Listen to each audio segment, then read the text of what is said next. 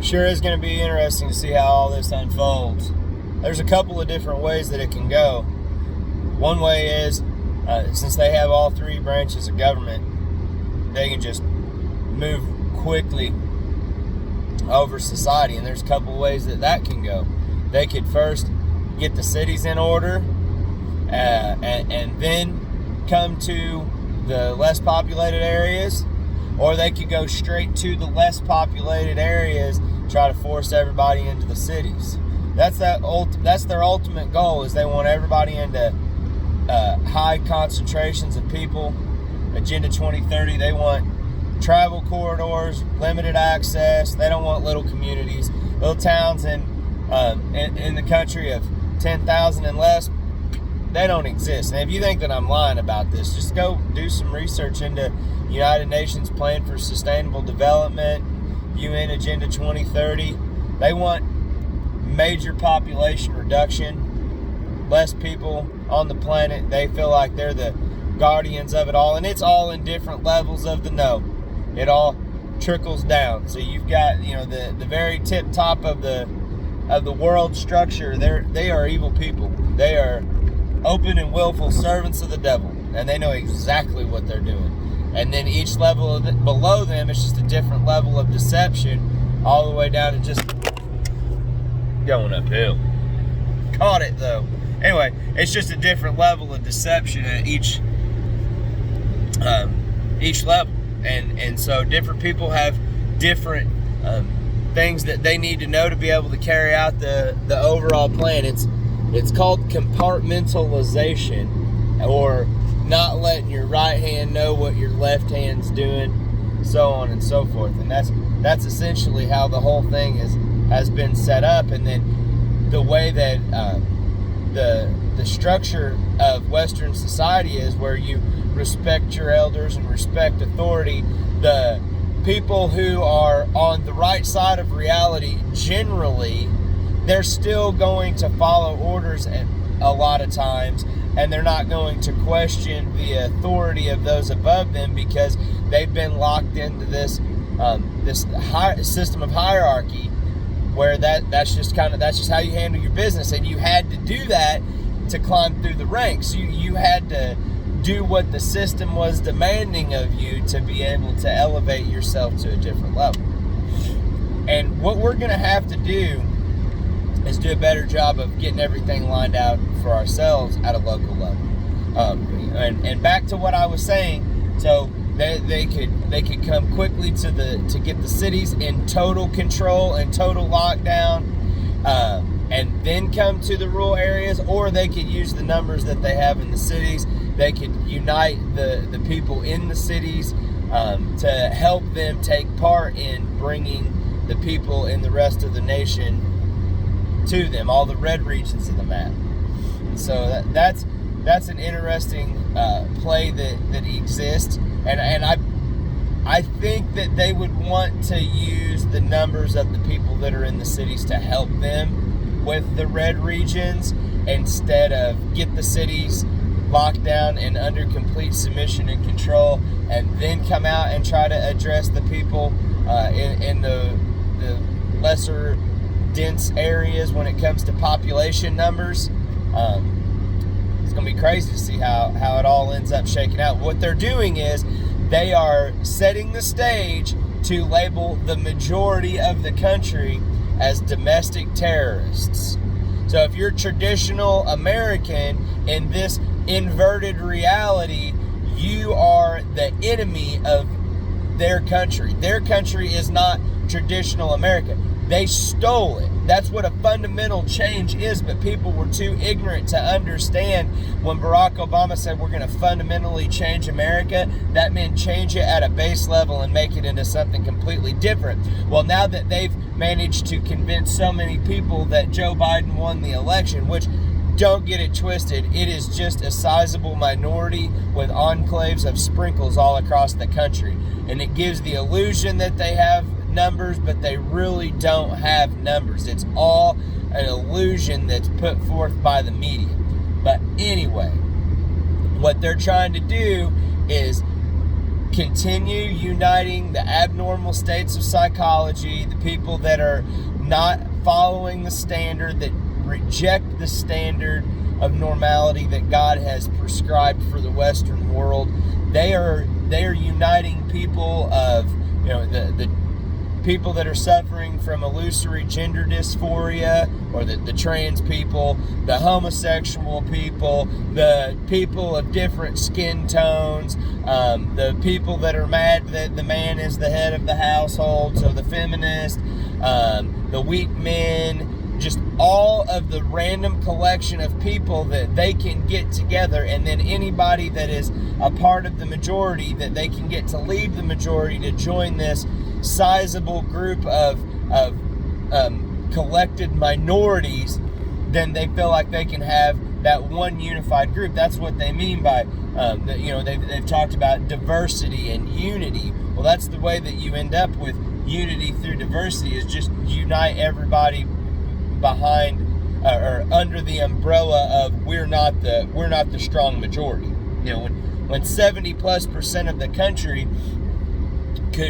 would be identified as a white person, then you're gonna have to get kind of sneaky and tricky with how you go about doing things. And that's what they've done, is they've inverted reality. They call up, down, down, up, and then they get people that are have basically set themselves up for deception to go along with it, and it's easier to do that because they're unstable in their mind. That's why God talks about how it's important to be of stable mind, to be able to be upright, so you can see things clearly. And here we are, 2020 vision, and hindsight should be pretty clear. And if you don't see things for what they are and realize that this is an overthrow of the nation, if you don't understand the basic words of fundamental change means you're completely putting a new system in place, then your perception of reality is wrong. And I know it's hard for people to hear that in a world of participation trophies, but it is what it is.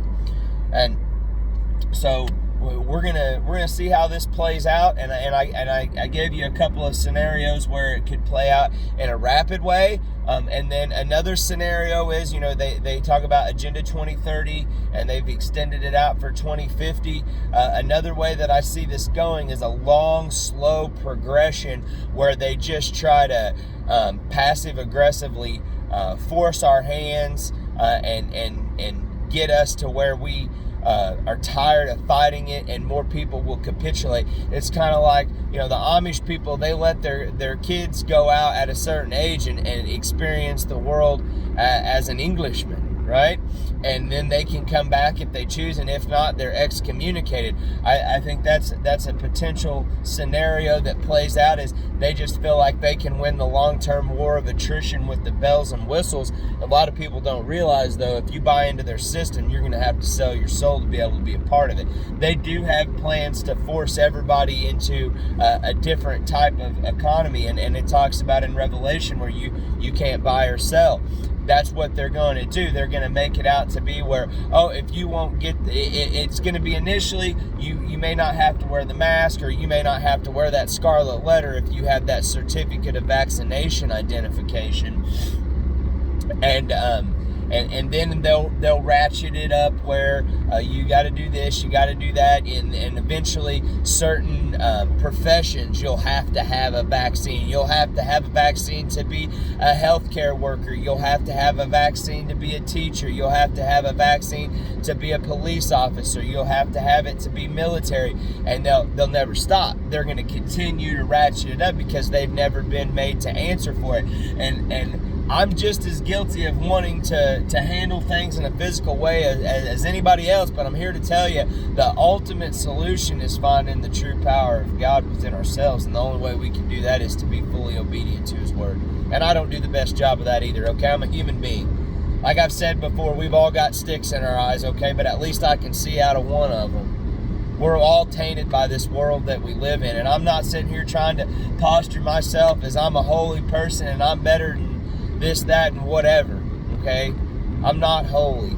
I recognize the Holy One. That's where His grace is there for us. Thank God for His mercy. Thank God for His grace that He gives us opportunities to live each and every day. just keep working to refine yourself.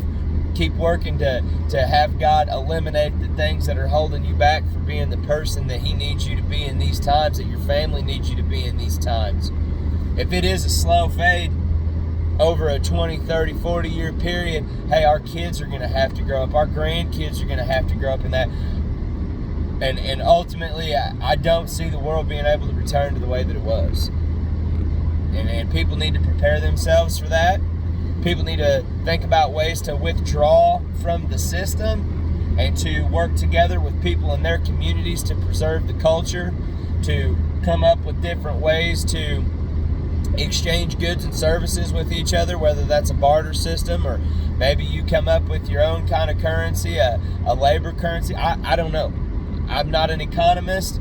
I can comprehend information. I can look at data. I can see the cards that are out and the pieces on the board, and I can try to make sense of it as best I can. It's in 2007 I really started looking into the way that the world operates and why it is the way that it is, and covered a lot of information. It literally changed the course and direction of my life. I don't have time to go into everything that has went into establishing my perspective, but I feel confident that I see things as clearly as a person really in this era is capable of seeing things. Now, I wish I could predict the future better, and I'd be in a lot better position financially, not just to help my family and myself, but to be able to help other people. But I have seen the writing on the wall for the last decade plus, and thank God that we've been able to prepare ourselves accordingly as best that we could. Wish that we could have been prepared even better. But folks, things aren't going to be able to be the same. And what you put up with in your local community determines how quickly they're going to run right over the top of you. Now, if you get people to come together and talk and discuss and plan and take action, and you got to do it. You can't just sit back and be apathetic. Apathetic's what's got us in this position. And you don't have to be dedicated to it 100%, 365 days a year. Sometimes you got to take breaks. Sometimes you got to draw back and collect yourself and re-energize. Yesterday, I couldn't be nice on the internet anymore. And I know I probably shouldn't have done what I did. I wasn't telling people that they were, I wasn't trying to be overly insulting, but sometimes you got to insult people's ignorance with truth and logic and reason, okay?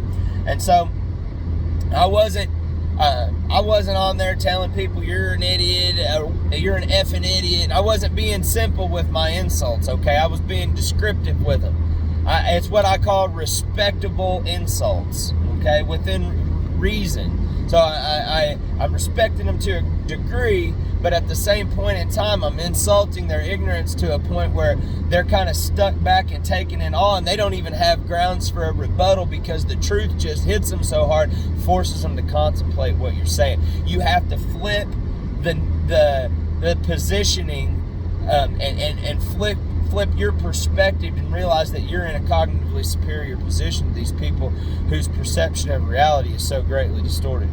And it's difficult. And not everybody can do it. Some people get on there and you're an idiot, you're a Democrat, and Obama was dumb, and then Trump was dumb, and it goes nowhere. Okay, it's not really accomplishing anything for good. But I may make a video more about kind of how I go about battling people online at another point in time, but wanted to share some thoughts on the way things have shaken out in this last week, and I don't know what's coming. I laid out a few different scenarios, and I think one of them is going to play out likely, and to the point where we've switched gears into a different mode of preparation. So take care of yourselves. Work together, find ways for your local communities to be able to resist what they're going to try to force on you from a federal level. Take care.